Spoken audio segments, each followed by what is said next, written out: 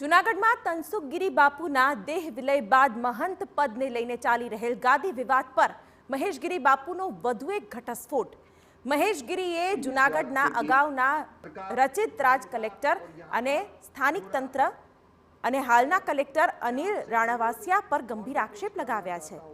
ભવનાથ મંદિરમાં હરિગીરી બાપુની ગેરરીતિમાં કલેક્ટર અને સ્થાનિક તંત્રની મિલીભગત હોવાનો આક્ષેપ લગાવ્યો છે।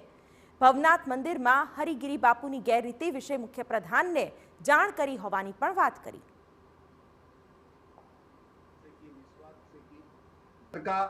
करके जो कलेक्टर यहाँ पर थे, हरिगिरी महाराज को यहाँ से हटाने की बात जब सीएम साहब को की गई, तब ये पता चला कि जो ऑर्डर हरिगिरी जी का जुलाई 2022 में या 30 में वो रद्द होने वाला था।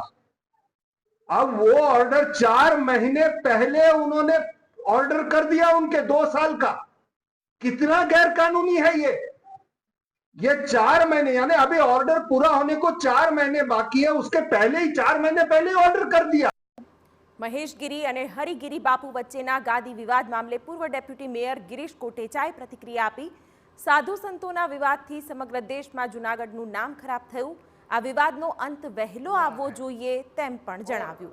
मैं आपसे अनुरोध और भी जगह જ્યારે સાધુ સંતોનો વિવાદ આવ્યો, ખરેખર આખા દેશની અંદર જૂનાગઢનું નામ ખરાબ થયું છે। હું એમ કહું છું કે સંતો અને માણસો પગે લાગવા આવે છે, એને પગે લાગતા હોય, મંદિરમાં અંદર દર્શન કરીને માનતા હોય ને તેની માનતા પણ સફળ થતી હોય।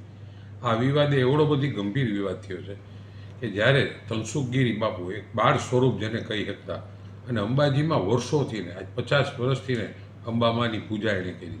રોપવે તો હમણાં બન્યો, પણ જ્યાં સેવા કરતા હતા એના ભાઈનો છોકરો, એના વારસદારો, ખરેખર હક એનો જ હોય।